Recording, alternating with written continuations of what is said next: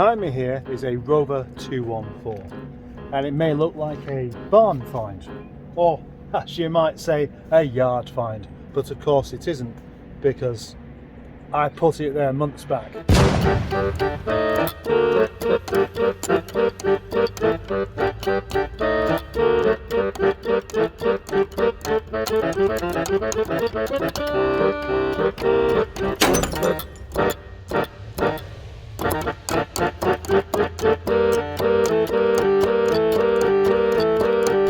Hello! And given that circumstance, it's not found at all, just neglected. A yard neglect. This car has been languishing in the corner for quite a while, and when it wasn't there, it was in a different corner, and basically it's been here for about a year and there's been no progress on it. But today there will be, because somebody wants to buy it, and that means I've got to at least get it out. But what it also means is I've got to change the wheels, because he doesn't want those wheels. Honestly, who would? 13-inch Honda Prelude wheels. Nah. Now there are three things I need to move this car out of the way. The first one is a battery, obviously, and the second one is some heavy duty gloves, because I need to move all these bricks out of the way. And I need the keys for the car and another one. And you might be wondering why. It's just because I can't remember which ones are the correct ones. One thing's for sure, I should at least warm up moving these brakes.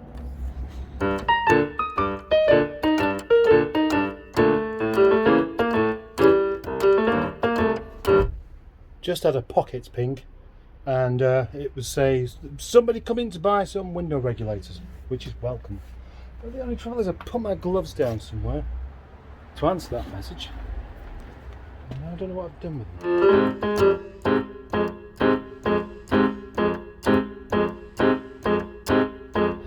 I'm actually quite warm now. That's quite an achievement. When is a piece of carpet not a piece of carpet? Well, when it's a biscuit. The next step, of course, is fitting a battery, and then we'll add that great big will it start moment. That's in, but it's not tightened up. Should probably tighten it up, shouldn't I? Yeah, I'll do that. What are the chances of this starting now?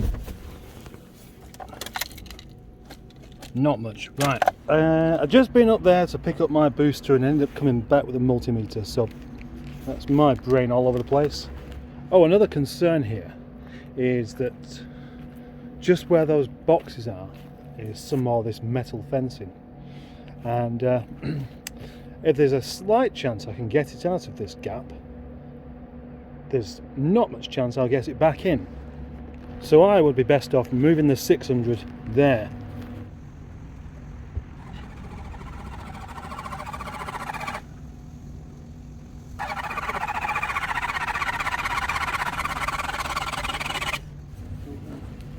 Will it go?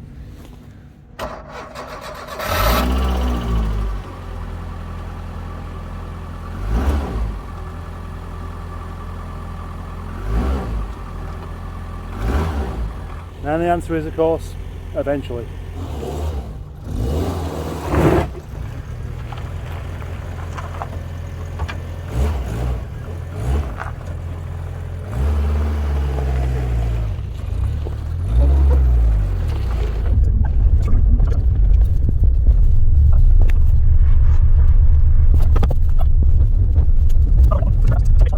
Rather amazingly, it's got a locking wheel nut on there.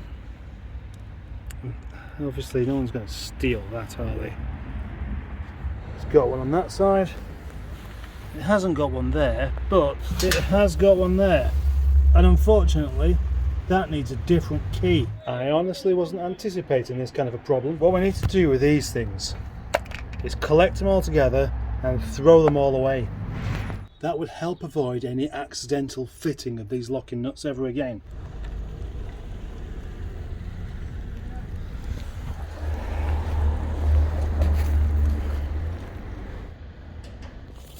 Gosh, time really does go by quickly when you're not paying any attention to what you're doing.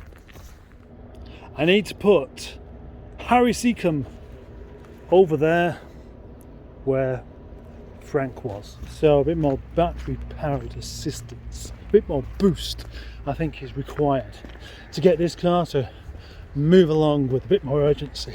Almost in place all by itself. Good going. I think it's starting to go dark. Gilbert T. Codwacker reckons I talk about this thing too often. Oh, that's the impression I get anyway. But I don't think I do. And I'll tell you why, because I do use it every day. And it has been a very, very useful tool. So there.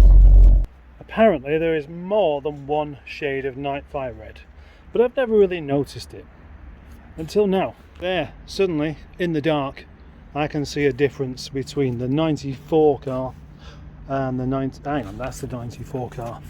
That must be 93 or 92. It can't be 92, can it? 95 car. I think the day's drawing to an end. What do you reckon up there? Eh? And in conclusion there, that is why it takes so long in this place just to change a few wheels.